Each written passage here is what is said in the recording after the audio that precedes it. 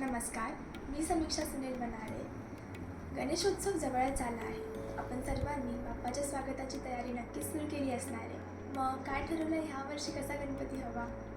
मार्केटमध्ये तर विविध प्रकारच्या मूर्त्या उपलब्ध असतातच, परंतु मी आज तुम्हाला पारंपरिक पद्धतीने मातीचा गणपती घरी कसा बनवायचा व त्याचे अनोखे फायदे सांगणार आहे. माती ही पृथ्वीची देणगी आहे. मातीचे गणपती हे पूर्णपणे नैसर्गिक असतात आणि 100% जैवविघटनशील असतात. प्लास्टर ऑफ पॅरिसपासून बनलेल्या गणपतीला विरघळण्यासाठी अनेक वर्षे लागतात आणि त्यातून पाण्यात घातक रसायने मिसळतात, ज्यामुळे जलप्रदूषण होते.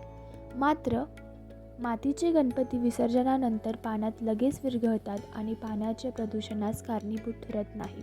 आणि मातीची मूर्ती बनवताना आपल्या हातांनी काहीतरी नवीन निर्माण करण्याची संधी मिळते.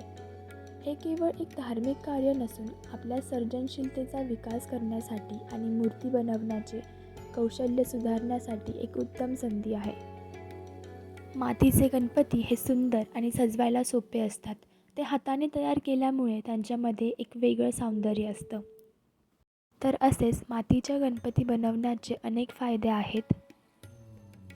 तर मी हा एक छोटासा प्रयत्न केला आहे.